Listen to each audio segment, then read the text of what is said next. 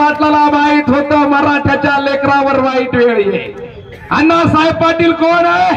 अरे माथाडी कामगार नेता आहे, आमदार असलेला माणूस आहे, घर आहे, दार आहे, संसार सुखाचा होता, सगळं काही होतं, पण चिंता मराठ्याच्या औलादीची होती.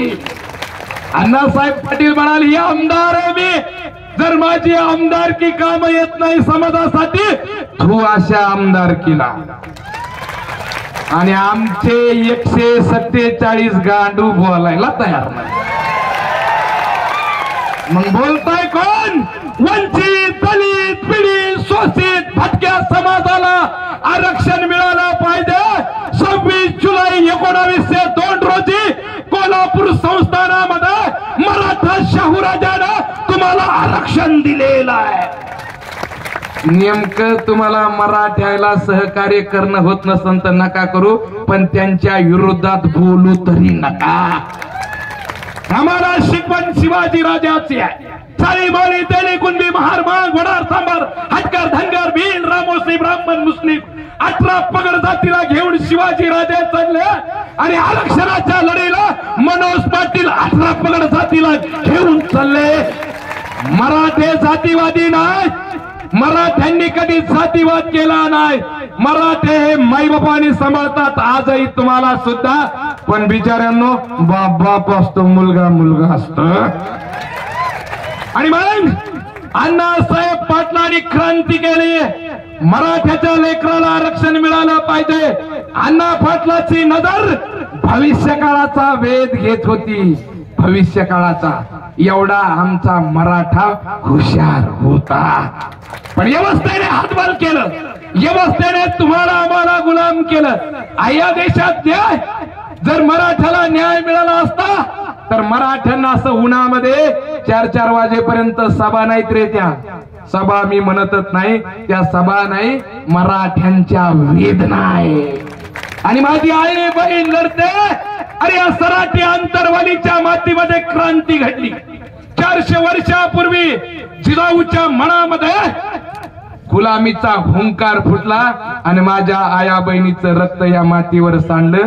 माझ्या आया बहिणीच्या मनामध्ये आरक्षणाचा हुंकार फुटलेला आहे. आरक्षण घेतल्याशिवाय सरकारला सुट्टी नाही. आणि पाटलाचा शब्द सगळ्याला माहित आहे, टप्प्यात आला की कार्यक्रम करायचा. आणि अण्णा पाटलानं ही क्रांती करून दाखवलेली आहे. अण्णा पाटलाने 18 पगड जातीला सोबत घेतलं, न्याय मागितला, पण न्याय मिळाला. 40 वर्ष झाले मराठा न्यायालय लढी लढतो.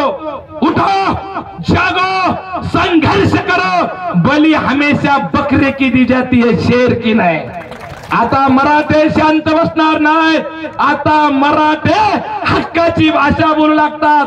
आता मराठ्याला आरक्षणाची किंमत कळाली म्हणून मनोज पाटलाची क्रांती सुरू झालेली आहे. आणि वणवा पेटलेला आहे महाराष्ट्रामध्ये. पण अण्णा भाऊ साठे म्हणतात ही न्याय व्यवस्था कैकांची रखेल झाली. ही न्याय व्यवस्था कैकांची रखेल झाली.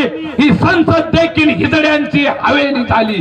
ही संसद देखील हिजड्यांची हवेली झाली. मी माझ्या व्यथा कोणा मांडू, कारण इथली व्यवस्था भ्रष्टतेने रंगीन झाली. अण्णा भाऊ साठेला 76 वर्षापूर्वी प्रश्न पडला आणि 40 वर्षानंतर सराटीच्या मातीमधून मराठ्याला आरक्षणाचा प्रश्न पडलेला आहे. आणि उद्यानामध्ये प्रश्न पडल्याशिवाय उत्तराचा शोध लागत नाही. आता 24 डिसेंबरला प्रश्नाचं उत्तर शिंदे सरकारला द्यावा लागणार आहे. हे म्हणतात कायदा सुव्यवस्था प्रशासनाचा प्रश्न. म्हणजे कायदा सुव्यवस्था प्रशासन आम्हाला, सगळे नियम आम्हाला, आणि तुम्ही तिकडे खुशाल धाब्यावर बसून नियम मोडतात. याचं कोण उत्तर देणार आहे का नाही या देशात? 40 वर्ष झाले मराठ्याला तुम्ही गाजर दाखवलं, गाजर.